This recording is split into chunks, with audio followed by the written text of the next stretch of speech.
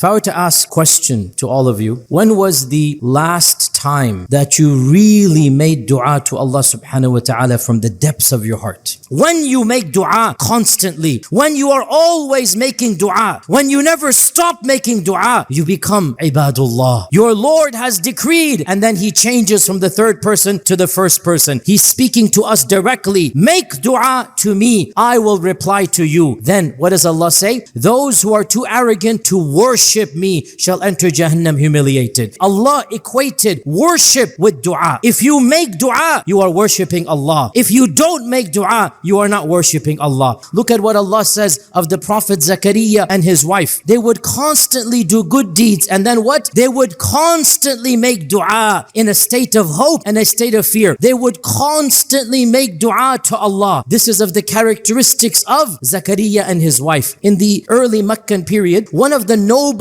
of Quraysh, one of the elite of Quraysh, was flirting with the idea of embracing Islam. And he approached Abu Talib. Abu Talib passed the message down that, oh my nephew, one of the elite of Quraysh, he might be interested in Islam, but there's one condition. What is that condition? He cannot be seen with the low people like Bilal, like Ibn Mas'ud, like Salman al-Farisi. He wants only, the races. He wants the pure elite Arab. He doesn't want the non-Arabs in the same gathering as him. You know how they were in Jahiliyyah, right? Some of the Sahaba, some of them, they said, Ya Rasulullah, we need this guy. We need this VIP to convert. Allah subhanahu wa ta'ala revealed not one, not two, three verses, but in all of them, Allah mentions one point. Read Surah Al-Kahf, one of those verses. Ya Rasulullah, forget those other people. Be patient, wasbir. Be patient with your group that you have now. Who are they? Yad'una, they're making dua to Allah morning and evening. Notice how Allah described the elite of the Sahaba. They're constantly making dua in the morning and in the evening. They want Allah's pleasure. Make sure your eyes don't gaze to the other VIPs, to the other elites. Do not get greedy, he's telling the Muslims. Do not get greedy for those elite. No, what you have is much better. Who do you have? Who should you be with? In fact,